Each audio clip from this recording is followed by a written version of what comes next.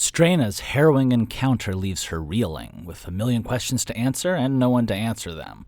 But she's not alone as she faces this uncertainty, and a bright green future may yet await beyond the encroaching peril. Let's review Season 2, Chapter 34, The Forest and the Fire, Part 2. But first, a message to our Heroes of Edara. Hey there, this is Colin, creator of the 7th Valkyrie. If you're hearing this, it means you're listening to the public version of TABTA. And I really appreciate that. It keeps the algorithm happy, it keeps us growing. But if you want to get a little fun personal message every week with behind-the-scenes stories, funny little bits, other insight into the creative process, you can hop over to our Patreon and become a Hero of Edara. You'll support the series, you can shape the future of the 7th Valkyrie, and find a whole lot of fun bonus content along the way. You can get started completely for free, and then if you decide you want to chip in and get bonus content, early access, and a whole lot more and help us along the path of heroes towards a whole lot of cool checkpoints, then you can do that. It's patreon.com/7th Valkyrie, that's 7THVALKYRIE, and give it a look. With that, on into the show.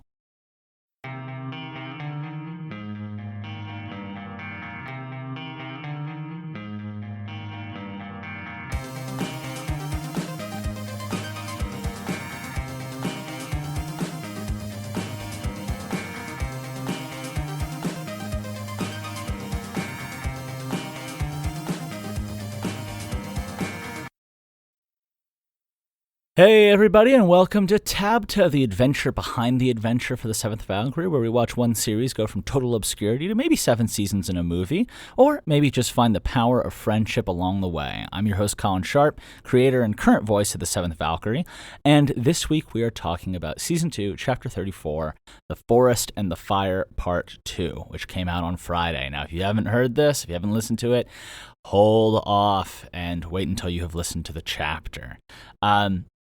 Now, this picks up right where the last episode left off. So Strena has just begrudgingly given the Fire of the World's Ending her permission for him to protect Cyrus, but as she wakes up screaming, she's worried what that means and about pretty much every detail of her encounter with the fire. Unfortunately, though, she's not alone as she deals with this challenge. She has 2 Watchers for the Wild, Freya and Rore, both of whom have similar abilities as the Great Wolves of the Western Expanse. Rore is also a wolf, but Freya's chosen animal form is that of a massive predator cat, giving us a little glimpse that there's more than one of these groups, which we've heard about so far. And these are powerful people. Together with Strena, they're able to detect Reen from hundreds of miles away, and we do see them defer some of that talent to the combination of Strena and Guba, and also Strena's weird magnetism towards Cyrus. But just because they can see the battle doesn't mean they can influence it. They're more than a day and a half's ride away. And so rather than returning, Strena and her protectors set off deeper to the south. We have a promise that has been made, danger that's been sensed, and Strena's group is making the smart decision, but it just leaves us with a lot to resolve. The aftermath of the Nightmare's Rise, the threats of the Fire of the World's Ending, the war raging in Reen. It leaves us, the listeners, with maybe even more questions than Strena's facing. And taking it back a second, let's get into our second segment outside the episode, where we kind of take a look at behind the scenes, some notes, production thoughts, inspirations, kind of a little bit more director's commentary type stuff, rather than just the recap. And so I mentioned it a bit last week that I love to lay groundwork and ask fun questions that I get to pick up on later. And this is absolutely a chapter that is full with lots of groundwork. I thought it was pretty interesting and fun to get to see, we get an update on Strena's story, we get clues about what's going on, but we know that there's a lot of hooks coming off of this that are questions left to answer. And it's been funny in my discussions with a few of the Heroes of Edara, I've always been really pleasantly surprised to hear the theories, the thoughts that they're having on the front end, and also even more surprising sort of when they realize things on the back end. Because it never quite happens how I expect people to read the situation. We've talked about this in a very long ago, and I talk about it a lot. You want to it's a delicate dance. reveals are.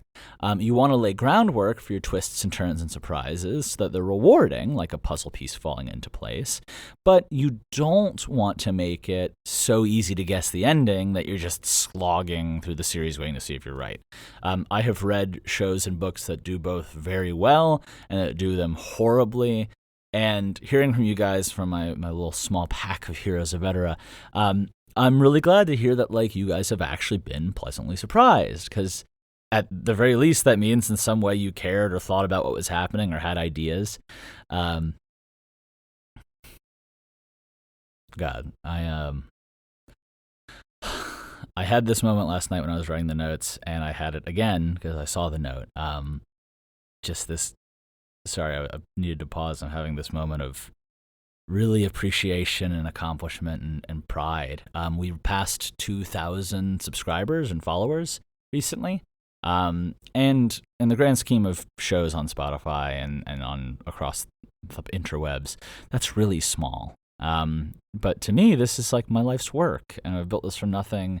And you guys have been here for a lot of that journey. And it's just getting started, but it feels wild to know that so many of you have joined us along the way, and so many of you are pitching in to help make this adventure an epic one.